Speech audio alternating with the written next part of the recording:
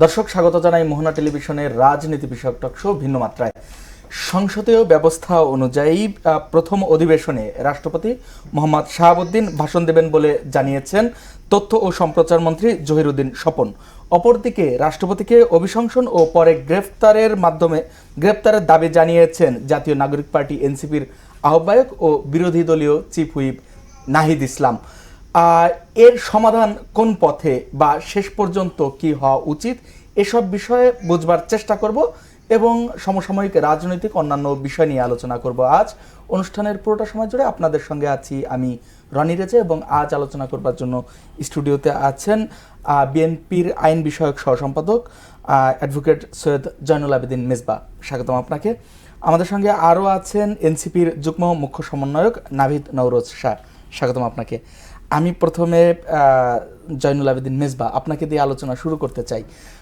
BNP স্পষ্টই বলেছে এবং আজকে তথ্য ও সম্প্রচার মন্ত্রী যেটি বলেছেন যে রাষ্ট্রপতি প্রথম অধিবেশনে ভাষণ দিবেন, এর বিরোধিতা এনসিপি জানিয়েছে, জামাত থেকেও এর আগে বিরোধিতা জানিয়েছে। আপনার কি মনে হয় এই সময়ে রাষ্ট্রপতিকে ভাষণ দেওয়ার এটির সাংবিধানিক ব্যাপার নিয়ে যদি একটু আলোচনা করতেন? আপনি একজন আইনজীবী। আজকের মোহনা টিভি ভিন্ন মাত্রার সম্মানিত সঞ্চালক, সম্মানিত সহ আলোচক এবং দেশ বিদেশের বিভিন্ন স্থান থেকে যারা শুনছেন সবাইকে আমার শুভেচ্ছা জানাচ্ছি। দীর্ঘ একটা সংগ্রাম লড়াইয়ের পরে জুলাই আগস্টের আন্দোলনের ফসল হিসেবেই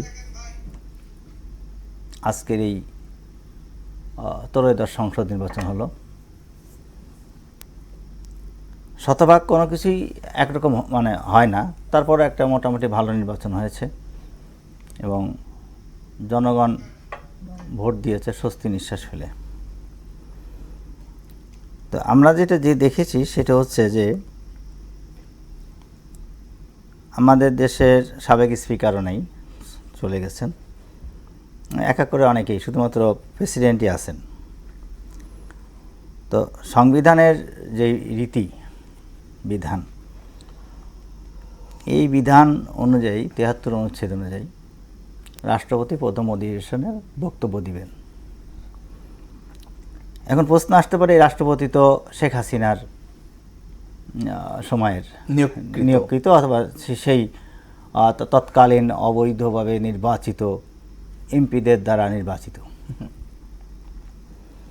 এই প্রশ্নটা অবশ্যই আসতে পারে, কিন্তু আমরা কিন্তু শেখ হাসিনা পর্যন্ত তাড়িয়েই এর সাথে যে এই ছাত্র আন্দোলনের, আমি তো আর বয়স হয়েছে, কিন্তু ছাত্র আন্দোলনের সময় প্রতি সমর্থন ছাত্রজনদের ছিল এবং ম্যাক্সিমাম মামলা আমি তাদের করেছি এবং তাদের নির্যাতন নিষ্পেষণ সবই দেখেছি। আমি অনেকের পিঠ থেকে মাথা পর্যন্ত, জাহাঙ্গীরনগর বিশ্ববিদ্যালয়ের যে ওনাদের ছিল, তাকে যে এদের যে কী পরিমাণ নির্যাতন করেছে। তো হয়েছে কি, একটা আন্দোলনের একটা জায়গায় এসে থেমে গেলে তার পরবর্তী স্টেপগুলো কী হয়, যেমন শুধু শেখ হাসিনা না, সেই সাথে যদি আমরা রাষ্ট্রপতিকেও ওই একইভাবে বিদায় দিতে পারতাম, তাহলে আজকের ইতিহাসটা অথবা প্রক্রিয়াটা ভিন্ন পদ্ধতিতে যেত। কিন্তু ইউনূস সরকারও পক্ষ বিপক্ষে যেভাবে হোক, যত আলোচনাই হোক, অন্ততপক্ষে একই রাখছেন। উনি অনেক পরিবর্তন হয়েছেন। উনি একসময় শেখ হাসিনার পায়ে ধরে সালাম করতে গেছেন, অথবা ওনার ওই যে ছাত্রলীগ ছিলেন, বিভিন্ন কথাবার্তা বলেছেন। আবার এখন উনি বাংলাদেশ জিন্দাবাদ দিচ্ছেন। তো তবে এইটা ওনার বাহ্যিক এবং অভ্যন্তরীণ কতটা আমার এটা খুব সন্দেহ হয়। সেটা হলো, এর আগে উনি বলেছেন ইউনূস সরকারের সময় খুব কষ্টে ছিলেন। আমার মনে হয় এই গভর্নমেন্ট, যারা আমাদের দল, মাননীয় প্রধানমন্ত্রী যিনি আছেন, এখান থেকে যদি উনি সরে কোনো রকম বিদেশ যেতে পারেন, এদের সম্পর্কে কী বলবেন সেই প্রশ্নের, তো সেটাও কিন্তু একটা প্রশ্নবোধক চিহ্ন। কিন্তু মূলত যেটা আমাদের দেশের, শুধু না প্রতিটা দেশেরই, যেটা প্রধানমন্ত্রী রাষ্ট্রপতি শাসিত ইয়াতে রাষ্ট্রপতি সবসময় বক্তব্য দেন এবং উনি যদি এই পদে যেহেতু আছেন, অনেক সময় ওই ছোটো মোটো বিষয়গুলোকে বেশি দিন তো না, কিন্তু এই জিনিসটাতে এড়িয়ে যাওয়ার কোনো সুযোগ নেই। না, আমি যদি বলি, আপনি কিন্তু আপনার বক্তব্য একটু আগে বলে গেলেন যে শুরু থেকে আমরা মানে শেখ হাসিনা চলে গিয়েছেন বা তার সংসদ সদস্যরা, এমপি মন্ত্রীরাও চলে গিয়েছেন, শুধুমাত্র আছেন এই রাষ্ট্রপতি। তো এই রাষ্ট্রপতিকেও যদি তখন বিদায় করা যেত তাহলে আজকে ভিন্ন ভিন্ন জিনিস হতো। কিন্তু এই রাষ্ট্রপতিকেও তো বিদায় করবার দাবিতে আন্দোলন হয়েছে, পরে বিএনপি কিন্তু তখন এই না সরানোর পক্ষে ছিল। এইটি কেন? বিএনপির রাষ্ট্রপতির প্রতি যে প্রীতি তখনও ছিল, এখনো, এটি কি শুধু সাংবিধানিক প্রয়োজনে, নাকি উদারনৈতিক রাজনীতি যেটা বিএনপি সৃষ্টি লগ্ন থেকেই আমরা দেখেছি সেটি, নাকি অন্য কোনো কারণ আছে? যদি একটু বলতেন। হ্যাঁ, যেটা হচ্ছে যে রাষ্ট্রপতির নিয়োগের একটা নিয়ম আছে। এখন যেহেতু প্রথম ধাপটাই হয় নাই, প্রথম মানে সময়ের 1 ফোর অসময়ের 10 ফোর, পরবর্তীতে বিএনপি একটা পুরাতন দল, দীর্ঘদিন রাজনীতি এই দেশকে সেবা করার সুযোগ তাদের হয়েছে। তো সেই ক্ষেত্রে একটা লোকে পদটা শূন্য করলাম, কিন্তু পরবর্তী স্টেপ কী হবে? পরবর্তীতে সেনা শাসন আসতে পারে, ভয়ঙ্কর পরিস্থিতি আসতে পারে। তো ভয়ঙ্কর পরিস্থিতিটিকে এড়ানোর জন্যই কোনোরকম স্মুথলি চলে একটা নির্বাচন হোক গণতান্ত্রিক, এরপরে এই রাষ্ট্রপতি তার বেশি দিন থাকারও কথা না, অন্য রাষ্ট্রপতি আসবেন, তখন আর এইও থাকবে না। আচ্ছা, ধন্যবাদ আপনাকে। নাভিদ নওরোজ শাহ, যদি বলতেন, রাষ্ট্রপতি তো সংসদীয় যে ব্যবস্থা সেই অনুযায়ী প্রথম অধিবেশনে ভাষণ দিবেন, এটিই হচ্ছে সাংবিধানিক আইন। তো সেক্ষেত্রে এনসিপির এত বিরোধিতা কেন? নাকি বিরোধিতা করবার জন্যই বিরোধিতা করে? না, একদমই না। প্রথমে ধন্যবাদ জানাচ্ছি মোহনা টিভি সকলকে এবং আমাদের দর্শকদেরকে শুভেচ্ছা জানাচ্ছি, আমার সহ-আলোচককে। বিষয়টা হচ্ছে যে এখানে আসলে একটা এক্সাম্পলটা ম্যাটার করে আর কি, বা আমরা কি দৃষ্টান্ত রেখে যাচ্ছি সেটা আসলে ম্যাটার করবে। তো সাংবিধানিক বাধ্যবাধকতার কথা বলে কিন্তু রাষ্ট্রপতিকে সরাতে দেওয়া হয়নি, এটা কিন্তু আমরা একদম শুরু থেকে দাবি তুলেছিলাম। কারণ এই রাষ্ট্রপতি ফ্যাসিস্ট সরকারের নিয়োগ করা, তাদের সমর্থনের রাষ্ট্রপতি, তিনি মানে রাষ্ট্র পরিচালনার দায়িত্ব নিয়েছিলেন, এবং তিনি শুধু ফ্যাসিস্টের দোসর না, তিনি নিজেও কিন্তু ফ্যাসিস্ট কাঠামোর অংশ ছিলেন। যখন জুলাই গণহত্যা হচ্ছিল তখন তো তিনি বাধা দেননি, তখন তো তার বিবেক জাগ্রত হয়নি, তিনি তখনও চুপ ছিলেন এবং সরকারকে সমর্থনই দিয়ে গেছেন একদম শেষ পর্যন্ত। তো সুতরাং তিনি যে খুব বিবেকবান মানুষ বা তিনি ভালো মানুষ এটি বলার কোনো সুযোগ নেই। এবং শেখ হাসিনার শুধুমাত্র একমাত্র শেখ হাসিনাকে দোষারোপ করে যদি আমরা বাকি কাঠামোটাকে মানে জিয়ে রাখি, তাহলে কিন্তু এই দেশের বা এই জনগণের ভাগ্যের কোনো পরিবর্তন হবে না। ঠিক আছে, তখন সাংবিধানিক মানে ধারাবাহিকতার কথা বলে বিভিন্ন কারণে বিএনপি এবং সেনাবাহিনী রাষ্ট্রপতিকে কোনো মতে টিকিয়ে রেখেছিল। তাহলে এখন সমস্যাটা কোথায়? এখন যদি এই রাষ্ট্রপতিকে পদত্যাগ করার সুযোগ দেওয়া হয়, সসম্মানে যাওয়ার সুযোগ দেওয়া হয়, এটি কোনো ভালো দৃষ্টান্ত রাখবে না। কারণ তার হাতেও কিন্তু রক্তের দাগ রয়েছে, হাসিনার হাতে যে রক্তের দাগ রয়েছে এটি তার হাতেও রয়েছে। তিনি তো ওই সরকারকে সমর্থন দিয়েছিলেন একদম শেষ পর্যন্ত, এবং তার কোনো স্টেটমেন্টে আমি দেখতে পাচ্ছি না, খুব একটা রিমোর্স কিন্তু লক্ষ্য করা যাচ্ছে না। বর্তমান সরকার এসেছে, তিনি তাদেরকে এখন তোষামত করে কোনো মতো টিকে আছেন। তো এই ধরনের পরজীবীকে তো আসলে আমরা আমাদের দেশের রাষ্ট্রের মানে সর্বোচ্চ পদে আসলে দেখতে চাই না। এবং এটার অভিশংসন কেন করতে হবে? কারণ হচ্ছে যে ওই যে দৃষ্টান্ত রাখতে হবে যে ঠিক আছে, সাংবিধানিক বাধ্যবাধকতার জন্য এতদিন ছিলেন, এটার একটা তাদের একটা বিএনপি এবং সেনাবাহিনীর একটা ব্যাখ্যা ছিল। তো এখন যেহেতু সংসদ শুরু হচ্ছে, প্রথম অধিবেশনেই তার মতো একজন ফ্যাসিস্টকে যদি অভিশংসিত করা হয়, তাহলে শুধুমাত্র কিন্তু গণ অভ্যুত্থানের যে দৃষ্টান্তটা আমরা দেখতে চাই এবং সামনের বাংলাদেশে আমরা রেখে যেতে চাই, সেটি পরিপূর্ণতা পাবে বলে আমরা মনে করি।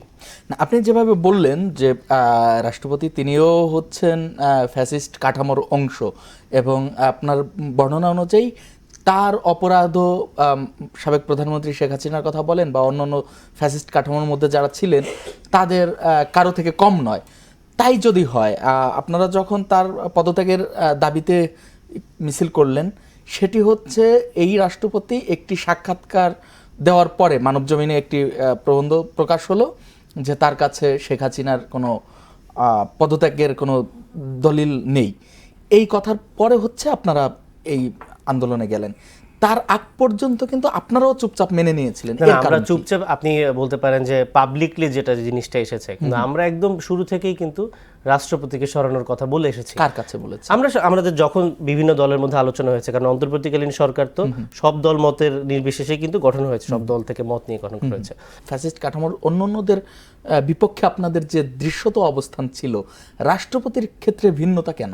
না, কখনোই ভিন্নতা ছিল না, কখনোই ভিন্নতা ছিল না। কিন্তু আমাদের 5 অগাস্ট থেকে 8 অগাস্ট পর্যন্ত ডক্টর ইউনূস দেশে আসবেন এবং দায়িত্ব নেবেন, ওই সময়টা কিন্তু খুবই ক্রিটিক্যাল একটা মুহূর্ত ছিল। ওই সময়টা হ্যাঁ হতে পারে কিছুটা আমাদের অনভিজ্ঞতার কারণে হতে পারে, কিছুটা আমরা দেশের জনগণের কথাও ভেবেছি, কারণ তখন অলরেডি সারা দেশে কোনো ল অ্যান্ড অর্ডার নেই, পুলিশ নেই বলতে গেলে, তো কোনো জনপ্রতিনিধি নেই। তাহলে আমরা মানে একটু কেয়ারফুলি আমাদেরকে চিন্তা করতে হয়েছে, এবং তখন আমরা কিছু ক্ষেত্রে কিন্তু সমঝোতা বা আমরা কিছুটা ছাড় দিয়েছি অন্যান্য দলগুলোকে। আমরা বিএনপির উপর ভরসা করেছি, জামাতের উপর ভরসা করেছি, সেনাবাহিনীর প্রজ্ঞার উপর ভরসা করেছি।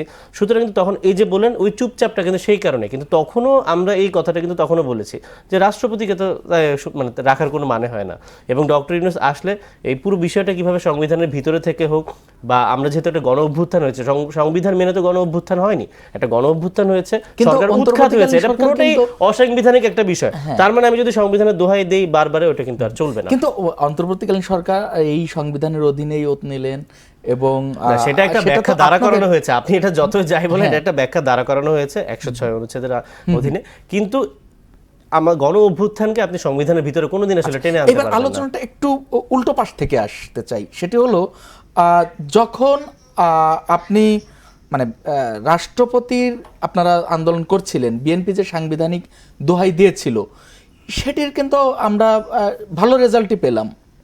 এক স্মুথলি একটি গণতান্ত্রিক কাঠামোর মধ্য দিয়ে একটি নির্বাচন হলো, না হলে অনেক জটিলতা তৈরি হতে পারতো।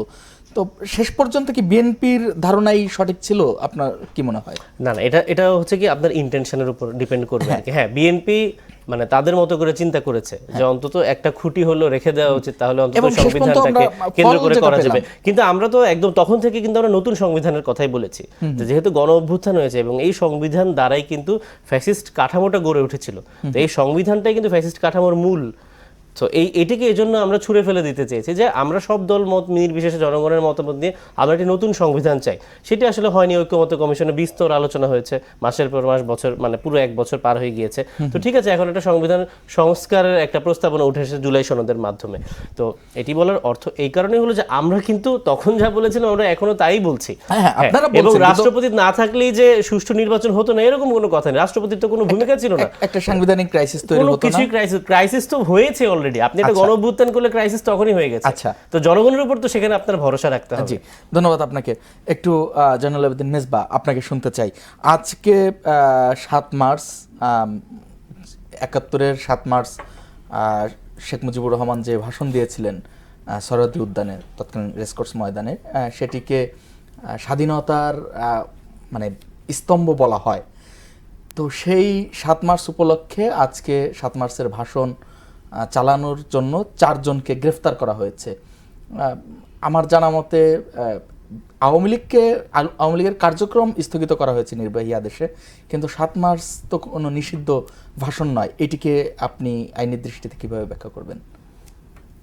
আসলে ব্যাপারটা হচ্ছে কি, আমাদের দেশে 7 মার্চের ভাষণটা যদিও মানে শেষ পর্যন্ত বাংলাদেশ পাকিস্তান জিন্দাবাদ বলেছিলেন, একটাই আছে, এটা বলেছিলেন, এবং সেই জন্য যদি একেবারেই স্বাধীনতার সবটাই চেতেন তাহলে তো পাকিস্তান জিন্দাবাদ বলতেন না। সব কিছু বলে আমি আজকে মোহনা টেলিভিশনে আসলাম। মোহনা টেলিভিশনের সংবাদ আমি কোনো কিছুই পছন্দ করি না, কিন্তু সব মানে বক্তব্য শেষে বললাম যে মোহনা টেলিভিশন জিন্দাবাদ, তাহলে মনে করেন যে পাকিস্তান জিন্দাবাদ বলছেন। এটা আর তার রাজনৈতিক অবশ্যই মানে গণতন্ত্রের লড়াই, বিভিন্ন সময় তার জেল খাটা সব কিছুই ভিন্ন মাত্রা ছিল, এটা অস্বীকার কিছু করার নেই, আর করাটাও ঠিক না। কিন্তু যেটা হয়েছে, ওনাকে কি শেখ মুজিবুর রহমানকে আওয়ামী লীগ তাদেরই নিজস্ব পাত্র বানিয়ে ফেলেছে, আর যার কারণে এখন শেখ মুজিবুর রহমান সাহেব বলতে বোঝায় আওয়ামী লীগের কেউ।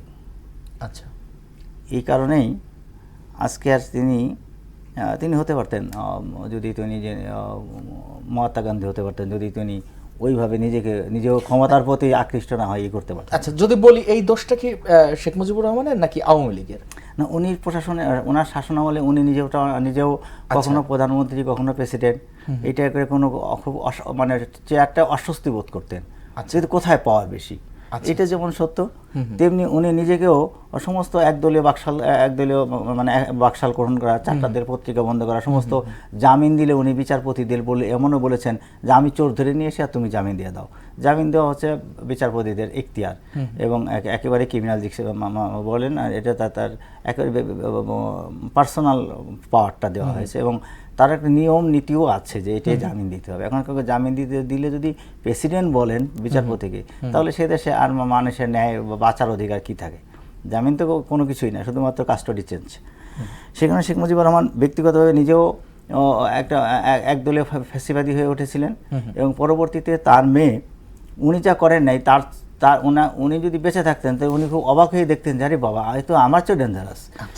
এই কারণেই এই দেশের মানুষরা না শেখ মুজিবুর রহমান সাহেব সত্যিই মর্যাদা পাওয়ার যোগ্য ছিলেন। আচ্ছা, যত সময় না শেখ মুজিবুর রহমান ক্ষমতায় না আসতেন, বসেন, এবং ক্ষমতায় আসার পরে যখন একদলীয় করলেন এবং নিজের সিটে কাউকে দাঁড়াতে দিলেন না, আবার অন্য সিটেও ডক্টর আলিম আল রাজি এরকম লোকদেরকে হারিয়ে দিলেন উনি। এটা অনেকই মানে খারাপ সাইড আছে এই সাইডে। তারপরও যতটুকু ছিল মানুষ গ্রহণ তার তো মনে রাখতো, কিন্তু শেখ হাসিনা তার বাপের নামকে ভোলানোর জন্য যা করার দরকার সব করছেন। আচ্ছা, এবং এই কারণে আজকে দেখেন এই 7ই মার্চের দিন মানুষ ঘুমাইতে পারতো না, অসুস্থ রোগী মানে হার্ট স্ট্রোক করে মারা যায়, সারা রাত চলতো। আজকে কিন্তু হয়তো 4 জনে গ্রেপ্তার হয়েছে, কিন্তু আজকে কিন্তু সেটা নাই। সেটা হচ্ছে কি, আমরা ক্ষমতায় আমরা জানি কেমন পাগল হয়ে যাই। এই দেশের এই যে ক্ষমতা আমি কি জানি হয়ে গেছি এবং আমরা শো করতে চাই, ওই কারণ পেলে ব্যাড গেম। হ্যাঁ, এই যে শেখ হাসিনা ঠিক সেটাই করেছেন এবং তার পিতাকে কিন্তু এই যে চিরতরে মুছে ফেলা অথবা মানুষের হৃদয় থেকে ছিন্ন করে দেওয়া, এর জন্য কিন্তু শেখ হাসিনা সম্পূর্ণ দায়ী না। শেখ হাসিনা দায়ী, কিন্তু একইভাবে এইটাকে মানে একটি ভাষণ চালানোর জন্য তাকে গ্রেফতার করা 4 জন মানুষকে, এটি আইন কি বলে, বা এটি আমরা তো একটি সুন্দর সুষ্ঠু দেশ দেখতে চাই, সেটির ইঙ্গিত বহন করে কিনা? যেহেতু উনি আওয়ামী লীগের নেতা, বাস্তবতা যেটা, এবং সংবিধানে যাই থাকুক, সংবিধানের একটা আছে আমাদের। প্রথমে সরে ফেলার কথা বলছিলেন মুফতি আমিনী সাহেব, আমি ওনার লয়ার ছিলাম ওই মামলায়। আচ্ছা, ওনাকে 2 বছর শেখ হাসিনা ওনার মাদ্রাসা থেকে বের হতে দেন নাই। উনি খুব ভালো আলেম ছিলেন এবং অনেক লেখাপড়া জানতেন। তো আমার সাথে মাঝে মাঝে ওই দেখে নিয়ে যেতেন। উনি কিন্তু ওখানেই ওই মাদ্রাসায় পরে স্ট্রোক করে পরে মারা যান। তো উনিই বলছিলেন সংবিধানটাকে ছুঁড়ে ফেলা। এটা আমাদের দেশের ওনার বিরুদ্ধে রাষ্ট্রদ্রোহ মামলা হয়। তো এমনি সংবিধানে শেখ মুজিবুর রহমান সাহেবের অবস্থান এখনও দৃঢ় এবং শক্ত এখন পর্যন্ত। আচ্ছা, কিন্তু বাস্তব ভিত্তিতে সেটা আমাদের দেশের আইন শৃঙ্খলা বাহিনী অথবা এরা এদের ধারণা হচ্ছে যে এটা মানে আওয়ামী লীগ নিষিদ্ধ দল এবং তাদেরই একটা পার্ট, ওই বক্তব্যটাই হচ্ছে তাদের বক্তব্য। এবং ওই কারণেই তাদেরকে হয়তো অ্যারেস্ট করা হয়েছে। জি, ধন্যবাদ আপনাকে। তবে এখান থেকে সরে আসতে হবে আমাদের। আচ্ছা, নাভিদ নওরোজ শাহ, যদি বলি আপনাদের এনসিপির যে আহ্বায়ক নাহিদ ইসলাম, তিনি আজকেও বলেছেন যে বর্তমান সরকারের পৃষ্ঠপোষকতায় আওয়ামী লীগের পুনর্বাসনের চেষ্টা চলছে, এটি হচ্ছে তার বক্তব্য। কিন্তু আমরা যদি প্রেক্ষাপট দেখি, বর্তমান সরকার তো কোথাও আওয়ামী লীগকে ছাড় দিচ্ছে কি? আমরা এই যে আজকে ধরেন 7 মার্চের ভাষণ চালানোর জন্য 4 জনকে অ্যারেস্ট করা হলো, বা বিভিন্ন জায়গায় আওয়ামী লীগের কার্যালয় খোলার যারা চেষ্টা করা হয়েছে, পরবর্তীতে কিন্তু বিএনপি লোকজন গিয়ে সেখানে আবার ভাঙচুর করা বা অ্যারেস্ট করা যাদের সম্ভব সেগুলো করছে। সরকারের পদক্ষেপ তো স্পষ্ট, তারপরেও কেন আপনাদের পক্ষ থেকে এই অভিযোগ? এটির উত্তর দেওয়ার আগে একটু বলে নেই যে 4 জনকে অ্যারেস্ট করা হয়েছে, তাদের মধ্যে একজন হচ্ছে আসিফ আহমেদ সৈকত। তিনি হচ্ছে 15 জুলাই শহীদুল্লাহ হলের সামনে ছাত্রলীগের নেতৃত্বে যে হামলা চালানো হয় তাদের মধ্যে তিনি অন্যতম। আচ্ছা আচ্ছা। তো সুতরাং এটিকে খুব মানে নির্দোষভাবে শুধু বঙ্গবন্ধুর ভালোবাসা তার ভাষণ না, চালানোর না, চেষ্টা করেছে, নিঃসন্দেহে এভাবে না, দেখার কোনো কিন্তু- সুযোগ নেই। কিন্তু এবং ভাইও তাকে যিনি তাহলে যেটা এতদিন বলছিলেন যে arrest করা হয়নি কেন? না, এতদিন তো নিশ্চয়ই সে লুকিয়ে ছিল। আচ্ছা। সে আজকে বঙ্গবন্ধুর ভাষণের অজুহাত দিয়ে আচ্ছা। আসার চেষ্টা করেছে এবং অবশ্যই এটা জমায়েতের চেষ্টা করেছিল। আচ্ছা, এবং আচ্ছা। তারা তো যদি সকলেই আওয়ামী লীগের লোক হয়ে থাকে বা ছাত্রলীগের লোক হয়ে থাকে, তাদের তো কার্যক্রম নিষিদ্ধ, তাদেরকে গ্রেফতার করতেই হবে। এবং বঙ্গবন্ধু নিজেও তিনি তো আওয়ামী লীগেরই লোক, তার দলটা তো আওয়ামী লীগ, তো তার কার্যক্রম নিষিদ্ধ। তো তার সুযোগে যদি এটা সরকার বাজাতো, টিভিতে দেখাতো, এটা নিয়ে নিশ্চয়ই আমরা গিয়ে টিভি ভাঙচুর করার আমরা কোনো কথা বলতাম না। কিন্তু যেহেতু এখনো বিচার চলছে, সুতরাং তারা যদি এই অজুহাতে জমায়েত করার চেষ্টা করে, সেটাকে তো অবশ্যই মানে কিসের প্রতিহত বিচার করতে চলছে? হবে। আওয়ামী লীগের দলের- বিচার আওয়ামী চলছে, লীগের- না, আওয়ামী লীগের হত্যাকাণ্ড, জুলাই হত্যাকাণ্ডের বিচার চলছে না, সেই কারণেই তো আওয়ামী লীগের কার্যক্রম নিষিদ্ধ, সেটাই বলতে চেষ্টা করছি। আচ্ছা, আর আপনার পরবর্তী প্রশ্নের উত্তরটি হচ্ছে আরেকবার যদি সরকার বলেন। সরকার তো ছাড় দিচ্ছে না, আচ্ছা, তবু আপনাদের এটার বিষয়টা হচ্ছে যে দেখবেন নির্বাচনের পর কিন্তু তারা নতুন করে জেগে উঠেছে। এটা আমি আগেও বিভিন্ন আপনাদের সত্য মনে হয় একবার বলেছিলাম। তো এটার কারণটা হচ্ছে কিন্তু ভোটের আগে একটা সমীকরণ তৈরি হয়েছিল, কারণ আওয়ামী লীগের ভোটটা কিন্তু এবার বিএনপির বাক্সে গেছে। এইটা হচ্ছে জামাত একদম তো নানা রুট জায়গায় লেভেলে চেষ্টা গেছে। করেছে। হ্যাঁ, হয়তো গেছে, করেছে, ভাগ হয়তো হয়েছে, করেছে, কিন্তু বেশিরভাগটাই বিএনপির বাক্সে গেছে। এবং এটা কিন্তু মোটামুটি যারা ফিল্ডে কাজ করেছে তারা এটা অনুভব করেছে। আজকেও যেমন কুমিল্লাতে আমার দেশ পত্রিকার সম্পাদক আমাকে ফোন দিয়েছিলেন যে আওয়ামী লীগকে দেখা যাচ্ছে যে বিএনপির বিভিন্ন ইফতার পার্টিতে বা সামাজিক অনুষ্ঠানে আওয়ামী লীগের নেতাদেরকে দেখা যাচ্ছে। তো এটা কিন্তু উনি আমার মতামত জানার জন্য ফোন দিয়েছিলেন। তো এটা কিন্তু যারা ফিল্ডে কাজ করছে, সাংবাদিকরা, তারাও জানে। তো এটা অবশ্যই একটা ফিল্ড লেভেলে একটা আন্ডারস্ট্যান্ডিং আছে দেখে কিন্তু এটা হচ্ছে। হয়তো সরকারি তরফ থেকে এটা হচ্ছে না, কিন্তু আমাদেরকে তো কোনো দাবি জানাতে হলে সেটা সরকারকেই বলতে হবে। আমি তো বিএনপিকে দলীয়ভাবে আহ্বান জানাতে পারবো, কিন্তু দাবিটা আমি জানাবো সরকারের কাছে। সেটাই নাহিদ ইসলাম বলেছে যে এখানে কিন্তু সরকার উপর দিয়ে একটা কথা বলবে, নিচে দিয়ে বিএনপি আরেকটা কাজ করবে, এটার জন্য কোনো সুযোগ না থাকে আর কি। আওয়ামী লীগের বিরুদ্ধে আমাদেরকে সকল ফ্যাসিবাদ বিরোধী শক্তিকে এক থাকতে হবে, বিএনপি, জামায়াত, এনসিপি, এবং আওয়ামী লীগের বিচার নিশ্চিত হওয়া পর্যন্ত এই কার্যক্রমটা যেন চলে। এতটুকু আমাদের কথা। আমি যদি আরেকটু প্রশ্ন করতে চাই যে এই যে অভিযোগের যে রাজনীতি, সেখান থেকে আমরা সৌহার্দ্যপূর্ণ রাজনীতির দিকে অগ্রসরের একটি স্বপ্ন ছিল জুলাই আন্দোলনে। তো সেক্ষেত্রে সরকারের অন্যান্য যে কার্যক্রম সেগুলোকে এপ্রিসিয়েট না করে উল্টো অভিযোগে বিদ্ধ করাটা আমাদের রাজনীতিকে এগিয়ে নেবে নাকি পিছিয়ে নেবে? না, সৌহার্দ্য তো আছে। এত সৌহার্দ্যপূর্ণ সম্পর্ক আমার মনে হয় না যে মানে বিগত 30 বছর বাংলাদেশ দেখেছে, বা এটা হয়তো গ্রেনেড হামলার আগে ছিল মোটামুটি, তাও আমরা মানে ছোটবেলায় যতটুকু দেখতে পেতাম আর কি। তো এখন কিন্তু সৌহার্দ্যপূর্ণ রাজনীতি ফিরে এসেছে। আপনি জনাব তারেক রহমান প্রধানমন্ত্রী হয়ে তিনি জামায়াতের ইফতারে গিয়েছেন, আমাদের এনসিপির ইফতারে বিএনপি জামায়াতের মানে স্বরাষ্ট্রমন্ত্রী নিজে এসেছেন, জামায়াতের নেতৃবৃন্দ এসেছেন। তো এটা তো খুব সুন্দর রাজনীতি কিন্তু চলছে, কিন্তু যেটা ভুল সেটাকে তো বলতে হবে। কারণ বিরোধী দলের কাজ হচ্ছে সরকারের ভুল ধরিয়ে দেয়, এবং এটা জনগণের স্বার্থে, কিন্তু আমাদের কোনো স্বার্থে নেই, এটা আমাদেরকে বলতে হবে। এবং যেখানে আমরা যেরকম প্রধানমন্ত্রীর আচরণগত পরিবর্তন দেখতে পেয়েছি এবং খুবই পজিটিভ পরিবর্তন, সেটা কিন্তু আমি একদম ওপেন টিভিতে আগেও বলেছি, যে আজকেও আবার বলছি। তো যেটা ভালো সেটা আমরা বলছি, যেটা ভুল সেটা তো বলতেই হবে। আমরা যদি সবকিছুতে বলি যে না সরকারকে কাজ, তাহলে তো বিরোধী দলের যে রোলটা আছে গণতন্ত্রে, সেটা আমরা প্লে করতে পারবো না। আচ্ছা, জি, ধন্যবাদ আপনাকে। জানাল আবেদিন মেজবা, কয়েকদিন আগে সাবেক এক উপদেষ্টার একটি বক্তব্যকে কেন্দ্র করে জামাতে ইসলাম আবার তারা দাবি জানিয়েছে যে ইলেকশন ইঞ্জিনিয়ারিং হয়েছে, এবং তারা এই জন্য গতকালকে আন্দোলনও করেছে জুমার পরে। আপনি ব্যাপারটাকে কিভাবে দেখছেন? আমি জানি না আপনি বক্তব্যটি শুনেছেন কিনা। তিনি বলেছিলেন যে আমরা উগ্রপন্থাদের মেইন স্ট্রিম হতে দেইনি। মূলত এই বক্তব্যটাকে কেন্দ্র করে হচ্ছে জামাত ইসলামের এই দাবি। ওনার বক্তব্যটা উনি যেখানে ছিলেন সেখান থেকে এই ধরনের বক্তব্য দেওয়াটা মানে আসলেই গ্রহণযোগ্য নয়। আচ্ছা আচ্ছা। উনি ছিলেন, ওনারা যে কয়জন ছিলেন উপদেষ্টা হিসেবে, ওনারা ছিলেন দেশে একটা সুন্দর স্বাভাবিক নির্বাচন করে। কে উগ্রপন্থা, কে মধ্যপন্থা, কে দক্ষিণপন্থা, এটা দেখার বিষয় নয়। জনগণের ভোট দিয়ে দিবে তাকেই। আর উনি আনার কে? আচ্ছা, উনি সবসময় একটু বেশি কথাই বলেন, হয়তো উনি তার একটা পার্ট করেছেন, এবং সেখানে জামাত ইসলাম ওনার বিরুদ্ধে কথা বলতেই পারে, কারণ উনি যদি কাউকে আঘাত করেন সে তো আরেকজন তো উত্তর দিবেই। সেই জন্য আমি এই বক্তব্যটা আপনার কাছেই ক্লিয়ার শুনলাম। আমিও দেখছি, এরপরেও দেখছি কয়েকটা বক্তব্য আর উনি দিচ্ছেন, ব্যাখ্যা দেওয়ার চেষ্টা করেছেন। উনি যত ব্যাখ্যা দিবেন উনি তত পেঁচাবেন আমার মনে হচ্ছে। আচ্ছা আচ্ছা। উনি ওই যে সাপ মাঝে মাঝে জালে আটকা যায় না, মাঝে পাতা জালে, ওনার অবস্থা হয়তো তাই হবে। কারণ উনি যদি সেটাই করে থাকেন তাহলে তো ওনার বিরুদ্ধে তো রাষ্ট্রদ্রোহ মামলা হওয়া উচিত, যে আপনি কেন এটা করেছেন এবং কার কথাই করেছেন। আচ্ছা আচ্ছা। যদি বলি কয়েকদিন আগে জুলাই সনদের বিরুদ্ধে অবৈধ দাবি করে, গণভোটকে অবৈধ দাবি করে রিট দায়ের হয়েছে, এই বিষয়টিকে কিভাবে দেখছেন?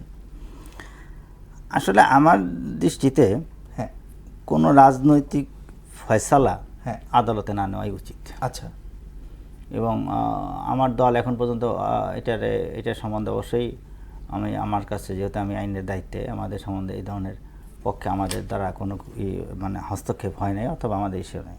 আমাদের দেশে কিছু কিছু লোক আছে না, হাইকোর্টে আমাদের গ্রামে এটা কিছু এটা করে দিলাম, এটা সমস্যা সবসময় হয়। এবং এটা হচ্ছে কি, বাংলাদেশে আর রিটটা পর্যন্তই কিন্তু দেখবেন অনেক রিট হয়ে সেই রিটটা রুল পর্যন্ত হলো, আর কোনো খবর নেই, 10 বছরের শুনানি হয় না।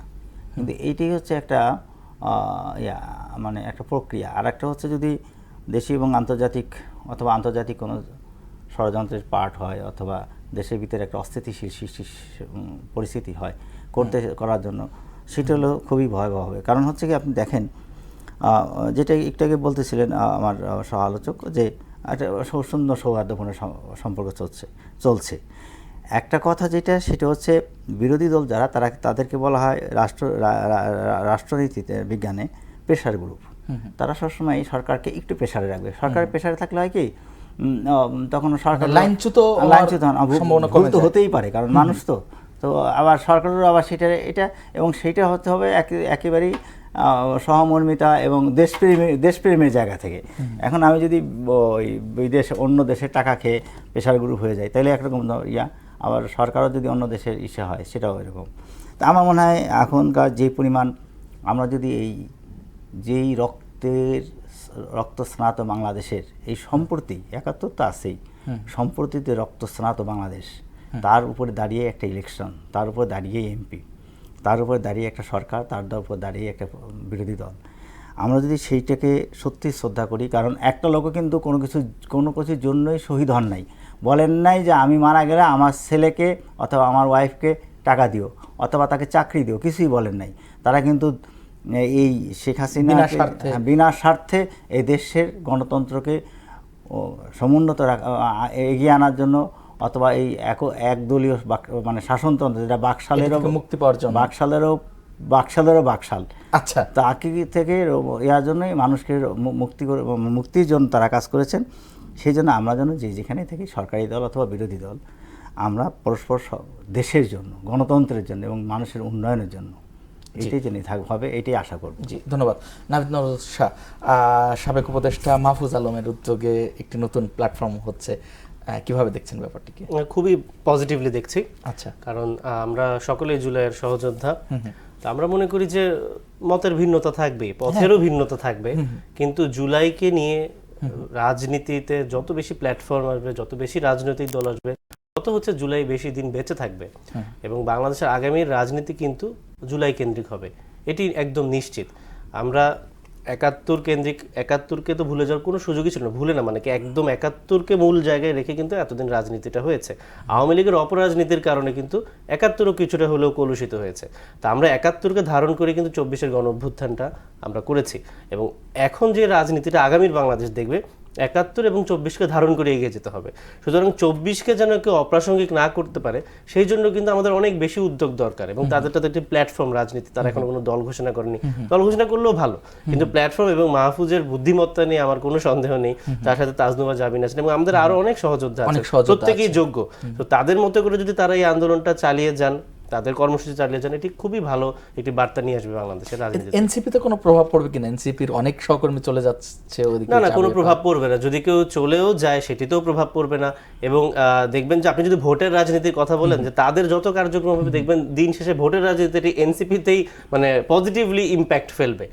আর এজন্যই বললাম যে এখন আমাদের এক রাজনীতি কিন্তু শুধু ভোট কেন্দ্রিক আসলে হয় না, এটা কালচারাল পলিটিক্স বলতে একটা বিষয় আছে, ন্যারেটিভের পলিটিক্স আছে। তো এই জন্য কিন্তু আমাদের অনেকগুলো সংগঠন দরকার এবং বুদ্ধিজীবী যারা আছেন তাদের এই কাজগুলো করা দরকার। সুতরাং এনসিপিতে যদি প্রভাব পড়েও থাকে, সেটি পজিটিভ প্রভাব পড়বে বলেই আমাদের বিশ্বাস।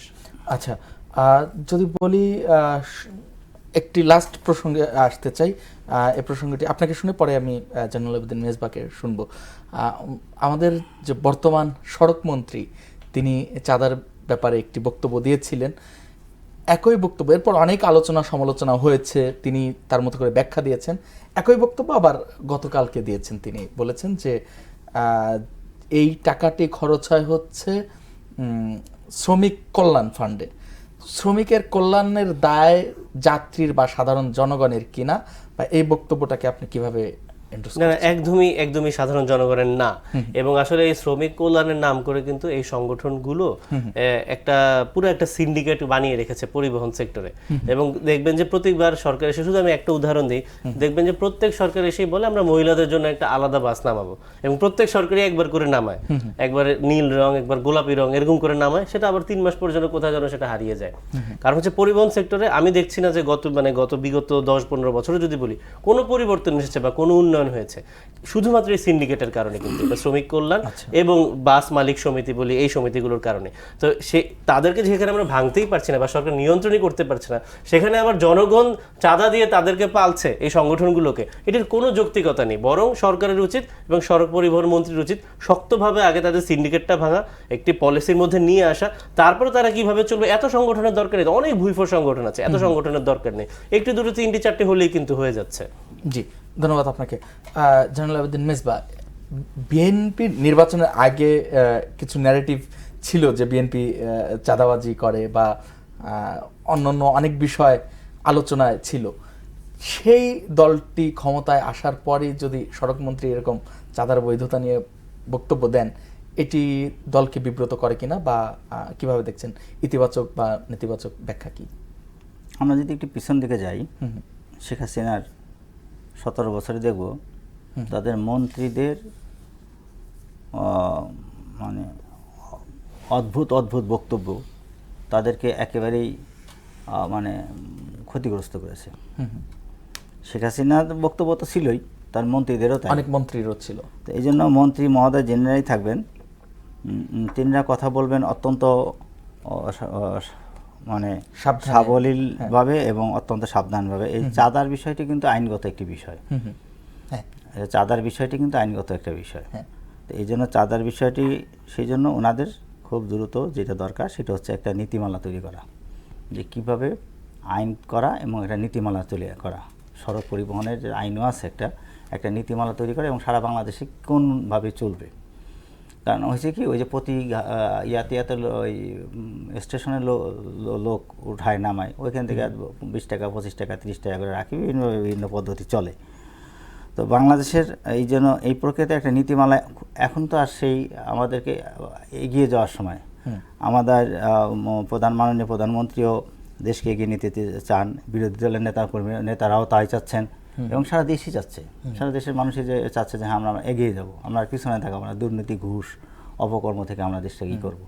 আর সেখানে আমরা চাঁদাকে একে হালাল বলবো, এটা না করে সমস্ত কিছুকেই একটা নিয়মের ভিতরে, হ্যাঁ নিল, মনে করেন কল্যাণ ফান্ডে কিছু টাকা গেল ওই বাসের থেকে, সেই কল্যাণ ফান্ডের ওই টাকাটা ইউজ হবে কীভাবে, কে পাবে কে পাবে না, এরও তো একটা নীতিমালা থাকা উচিত।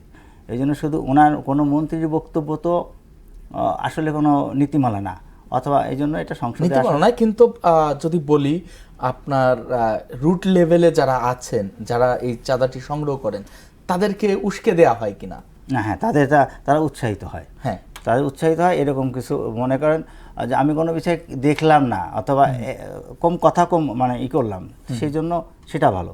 কিন্তু আমি কথা বলে তাদেরকে আরও মানে ভুল পথের দিকে এগিয়ে দিলাম, এটা একটু ভিন্নই হয়। আশা করি উনি ওনার জায়গা থেকে ওনার ওই সড়কের একটা নীতিমালা করবেন বাস চলাচলের ক্ষেত্রে, এবং আগামীতে যারাই বক্তব্য দিবেন তারা অত্যন্ত সতর্কতার সাথে, কিন্তু বিষয়টা কিন্তু একেবারেই আইনগত। চাঁদার একটা সংজ্ঞা আছে, পেনাল কোডে একটা সাজার ব্যবস্থা আছে, এবং সব কিছুরই একটা আছে। এখন কিভাবে বাস চলবে, কিভাবে চলবে না, কোথায় কিভাবে ব্যয় হবে, এটা একটা সত্যিকার আমি যেটা বলতেছিলাম, এটা পরিকল্পনা মাফিক চলা উচিত। এবং এটা সেখানেও তাদের আচার আচরণ, মানে কেন অনেক বাসের সাথে যারা জড়িত তারা হিংস্রুটে ওঠানোর সময় একেবারে মানে জামাই আদর করে ওঠার নামানোর সময় একে ঘাট ধাক্কা করে বাইরে দেয়। তো এই যে পরিস্থিতিটা, এই পরিস্থিতি ওখানে মানবিকতার একটা প্রশ্ন সৃষ্টি হওয়া উচিত। আর এটাও তো আমরা যদি এই মনস্তাত্ত্বিক বিশ্লেষণগুলো দেখি, যে এরা কিন্তু 24 ঘন্টা 48 ঘন্টা টানা 7 দিন পর্যন্ত পরিশ্রম করছে, এর ফলে তাদের মেজাজও খিটখিটে হয়ে যায়। ওই তো একই তো ভাই, এইটাও তো নীতিমালারই তো কোনো- অভাব। আচ্ছা। কেন টানা কেউ 48 ঘন্টা পরিশ্রম করবে, তাকেও তো ছুটি দিতে হবে। এটার কোনো সুষ্ঠু নীতিমালা এখনো পর্যন্ত আমাদের নেই। আপনার পরামর্শ খুবই যৌক্তিক। আমরা একটু নাভিদ নওরোজ শাহ শেষ প্রসঙ্গে আসতে চাই। যুক্তরাষ্ট্রের সঙ্গে যে চুক্তি হয়েছে, এই চুক্তির ব্যাপারে আমাদের বর্তমান যে পররাষ্ট্রমন্ত্রী তিনি বলেছেন, তিনি অন্তর্বর্তীকালীন সরকারের উপদেষ্টা ছিলেন, তিনি বলেছেন যে বিএনপি এবং জামাত অবগত ছিল। গতকালকে জামাতের আমির বিষয়টি মানে পুরোটাই অস্বীকার করেছেন। তিনি বলেছেন যে জামাত জানে না। যদি বলি রাষ্ট্র টু রাষ্ট্র চুক্তি তো হতেই পারে, তাহলে এই যে মানে কে জানে জানে না এটা নিয়ে লুকোচুরি কেন, আপনার কি মনে হয়? এটা আমাদেরও প্রশ্ন আসলে, কারণ এখানে তো মানে আমরা একদমই কিছু জানি না। যদি আপনি এনসিপি দলের কথাও বলেন বা আমি আমাদের শীর্ষ নেতৃত্বের কাছে শুনিও না, না, যেহেতু আপনার জোটভুক্ত সেই জায়গা থেকে না, জোট আমরা তো বলেছি একটা নির্বাচনী জোট, একেবারে সব কথা যে আমাদের শেয়ার করতে হবে নেসেসারি না। কিন্তু এটি আসলে রাষ্ট্রের মানে আরেক রাষ্ট্রের সাথে একটি রাষ্ট্রের চুক্তি হতেই পারে, সেটা আসলে একটা পাবলিক ডকুমেন্টই হওয়া উচিত। এটা কখনোই গোপনীয় কিছু হওয়া উচিত না, শুধুমাত্র গোয়েন্দা তথ্য আদান প্রদানের ক্ষেত্র বাদ দিয়ে। তো যেহেতু এটার সাথে রাষ্ট্রের ভবিষ্যৎ জড়িত, এই প্রশ্নটা কিন্তু এর আগেও উঠেছে, এখনো উঠছে, এবং এই ডক্টর খলিল তো আগের সরকারের সাথেও ছিলেন। তো এটা তো মানে তিনি যদি বলেন এখন বিএনপিও জানে, জামায়াতও জানে, জামায়াত যদি বলে জানেন, এটা আসলে আমাদেরও প্রশ্ন এবং জনগণেরও প্রশ্ন। জামায়াতের আমির কেন বলেছেন সেটাও আমরা মানে ঠিক বোধগম্য নয়। তবে আমি বলবো যে এটা শুধু বিএনপি জামাতের বিষয় না আর কি, এটা আপনাকে জনগণের কাছে উন্মুক্ত করে দিতে হবে। কারণ বিএনপি জামাত বাদেও একটি চুক্তি নিয়ে আরো অনেক মানে বোদ্ধা আছেন, অনেক গবেষক আছেন, অনেক জ্ঞানী লোকজন আছেন যারা ওগুলো পর্যালোচনা করতে পারবেন, যেটি কিন্তু জনগণের কল্যাণেই লাগবে। সুতরাং আমি মনে করি যে এটিকে উন্মুক্ত করা উচিত। জি, ধন্যবাদ আপনাকে। অন্তর্বর্তীকালীন সরকারের বিভিন্ন উপদেষ্টাদের বিরুদ্ধে কিছু অভিযোগ দুদকে জমা পড়ছে, যদিও সেগুলো এখনো প্রক্রিয়াধীন, সেটা তো প্রুফড না। আপনার কাছে কি মনে হয় একটি ক্রাইসিস মোমেন্টে হাল ধরা সরকারের উপদেষ্টাদের বিরুদ্ধে এত অভিযোগ আপনি কিভাবে মানে দেখছেন? অভিযোগ তো থাকতেই পারে, অভিযোগ তো আজকে কালকেও আমি চাইলে গিয়ে দায়ের করতে পারি। আমি মনে করি যেটা আরো ভালো, মানুষের মনে যদি কনফিউশন থাকে এগুলো জমা দেখ, তদন্ত হোক, এগুলো যদি ক্লিয়ার হয়ে যায় আরো ভালো। যেমন শুধুমাত্র এনসিপি কে যেভাবে ফ্রেমিং করা হয়েছে 5 অগস্টের পর থেকে এখন পর্যন্ত কিন্তু একটা অভিযোগও প্রমাণ হয়নি। এই যে জনাব আসিফ মাহমুদের পিএস এর 400 কোটি টাকা দুর্নীতি, উনি কিন্তু একদম বেকসুর খালাস পেয়েছেন, অথচ এটা জনগণের কিন্তু ওইটা মাথা থাকবে না যে গাজী তানভীরকেও কিন্তু আমরা কিন্তু তাকে দল থেকে একদম বরখাস্ত করে দিই, বহিষ্কার করে দিয়েছি দুর্নীতির অভিযোগের কারণে। কিন্তু এখন কি দেখা গেল যে আমরাই বরং তার সাথে একটা নাইনসাফ করেছি। তো সেটাই বললাম, অভিযোগ দলের সিদ্ধান্ত কি হবে গাজী তানভীরের, সেটা নিয়ে আমাদের এখন আলাপ হয়নি। তিনি আসতে চাইলে বা আমাদের দল মনে করে তিনি আসতে পারেন, যেহেতু তিনি নির্দোষ প্রমাণিত হয়েছে। এজন্য বলছি যে অভিযোগ হওয়া ভালো, তদন্ত হোক, প্রমাণিত হোক, কেউ যদি অভিযুক্ত হয়ে থাকে বিচার হোক, আমরাও সেটি দলীয়গতভাবেও ব্যবস্থা নিব। জি, ধন্যবাদ আপনাকে। জয়নুল আবেদিন মেজবা, একদম শেষ মুহূর্তে আমরা চলে এসেছি, যদি আপনি এই বিষয়ে বলতেন, এই যে অভিযোগ করে হয়রানি করা, 1-1.5 বছর পরে তিনি নির্দোষ যে প্রমাণ হয়, কিন্তু এই 1.5 বছরের হেনস্থা কি হবে? আমি যেটা মানে বলবো সেটা হচ্ছে আমাদের একটা সমস্যা আছে, সেটা হচ্ছে আমরা অন্যকে মিথ্যাভাবে আক্রমণ করি। আর একটা হচ্ছে যখন সরকারে থাকে তখন সব খুব তেল মারে, পারলে জুতা বয়ে দেয়, আর যখনই ক্ষমতাটা হারায় তো তখনই মনে করেন তার বিরুদ্ধে দুর্নীতি, এইটা সেইটা যত সমস্যা আছে সব সমস্যা, এইখান থেকে সরে আসতে হবে। দুর্নীতি দমন কমিশনকে অত্যন্ত শক্তভাবে কাজ করতে হবে, অন্যথায় আর এই তখন তাহলে এতদিন দুর্নীতি দমন কমিশন কি করেছে, আরো দ্রুত গতিতে কাজ করলে আমরা রেজাল্টটা আগে পেতাম। ধন্যবাদ আপনাকে, ধন্যবাদ নাভিদ নওরোজ শাহ। দর্শক, ধন্যবাদ জানাই আপনাদেরও এতক্ষণ সঙ্গে থাকবার জন্য। আজকের মতো বিদায় নিচ্ছি, আগামীকাল দেখা হবে একই সময়ে, নতুন কোনো অতিথি নিয়ে আলোচনা হবে, নতুন কোনো বিষয়ে। সঙ্গে থাকুন।